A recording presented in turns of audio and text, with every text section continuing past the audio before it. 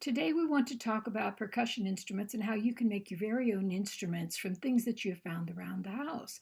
The goal is not to spend any money, but to use things that are just sitting around the house that you might not have considered a percussion instrument before. Because originally, percussion instruments were never made from things that you bought at a store. They were just made out of things that people found around the house that made interesting sounds. Here is a list of some things that you might have around the house that you could use to make your own percussion instruments. You might not use all of these in the projects that I share with you today, or you might use some other things that I have not mentioned in this list, but these will give you some ideas on how to get started on your own, and I'm sure you can be very creative about what you come up with in terms of percussion instruments. There are three basic ways that percussion instruments make sound. First of all, you could shake them. Secondly, you could scrape them. Thirdly, you could simply hit them.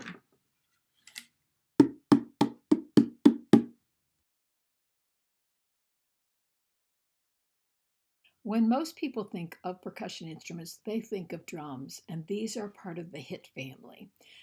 This is an example of a small drum. Drums come in many sizes. They may be small like this, or they may be even as tall as a room in your house. But they can be hit. This one has a plastic top to it and is hollow on the bottom.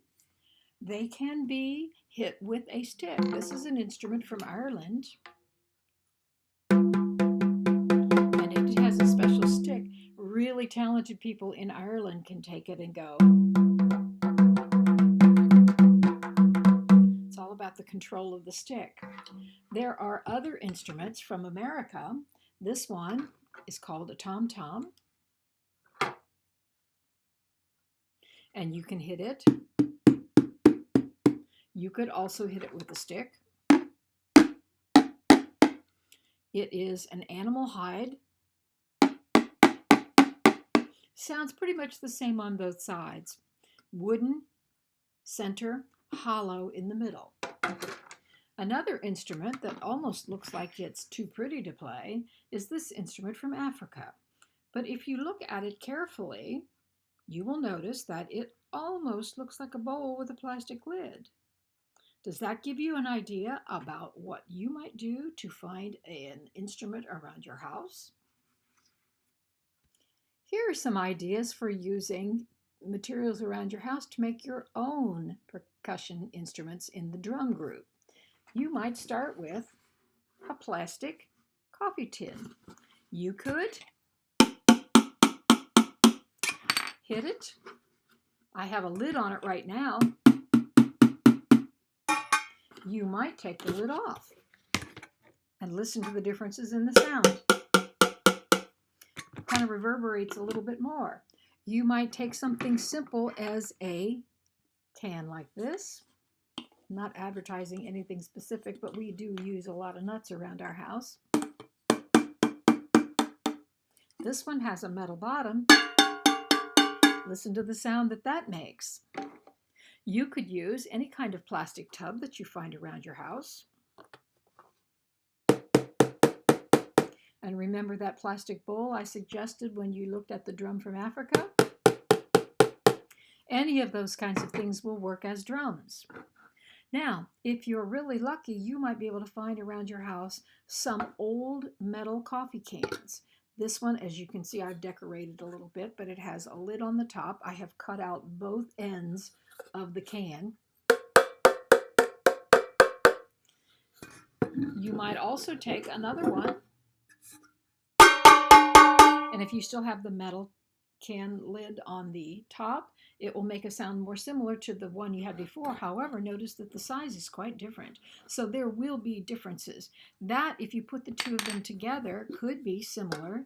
Find a way to hold them together with a huge rubber band, and you will have an instrument that is similar to a bongo, another kind of drum. Sometimes all you're going to need is a simple plastic container like this, maybe something like a wooden spoon. Most of these things are things that would have gone out into the recycling. This tea container is exactly the same. Oh, look at this. That would fit into the scrape family, which we'll talk about later. Some of these instruments, as you can see, are going to fit in multiple categories. See how many ways you can come up with to play each of these instruments. Here's a cowbell. For that, all you need is an empty can.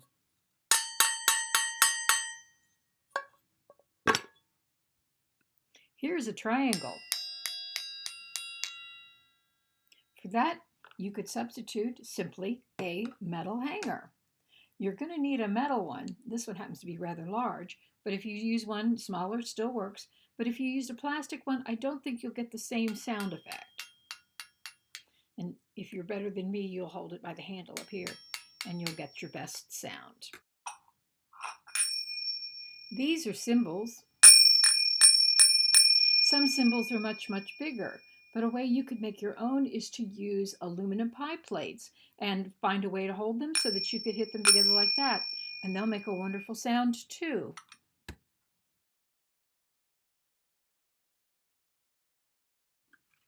The next group of instruments that we want to talk about in the percussion family are the ones that are shakers. This is a kind of shaker. It's made of a gourd and it has seeds on the inside, probably the seeds from the gourd itself. And when you shake it, it makes a sound. Here's another one of the same type.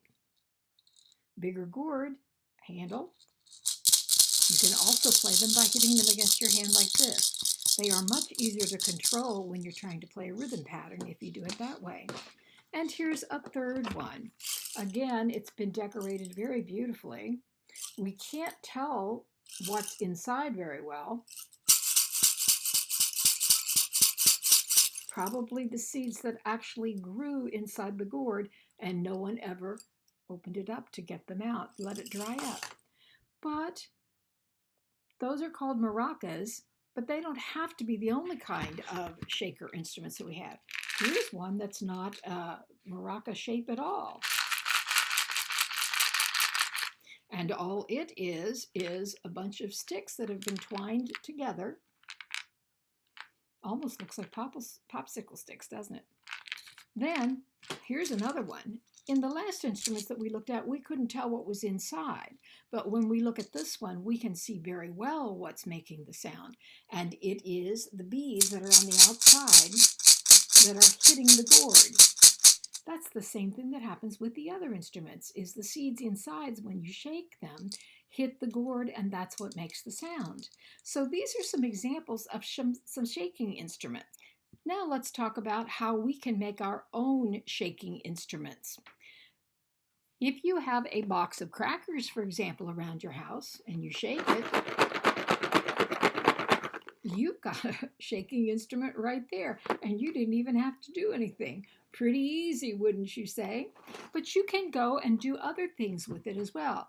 As I suggested earlier, you can use rice, you can use beads, as you saw with the last instrument. You can use beans, you can use rocks, you can use pebbles, you could use coins. Here's something that I'm going to try.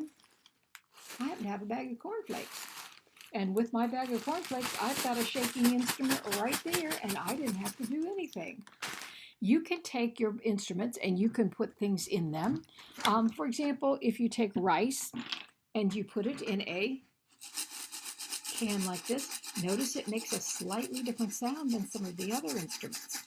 Now, I'm going to suggest that maybe you want to use, a butter tub. And I don't have rice or beans or anything in there.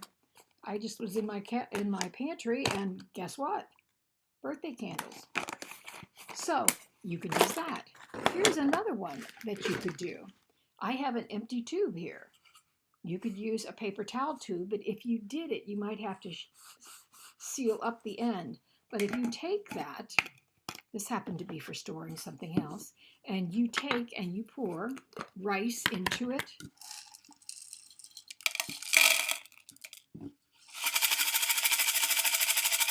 And I didn't even put the lid back on yet. So these are some ideas for you. See what kinds of things you can come up with when it comes to shaking percussion instruments. There are many kinds of instruments around the world that fit into the scrape category. This is a very familiar one for many people. It's called a guiro, and you notice it's kind of shaped like a fish. The shape has nothing to do with it, but what you do is you rub a stick across it to make a scraping sound. There's another kind that's not the shape of a fish, and that's this one. It's just a big piece of bamboo, and when you play it, all you do is you scrape across this way, or you scrape all the way down and come back. It's just a hollowed out piece of bamboo. Now, some people get very creative when they try to make instruments. This one is in the shape of a frog or a toad, whatever you want to call it. But what you do is you scrape across the top of its back like this.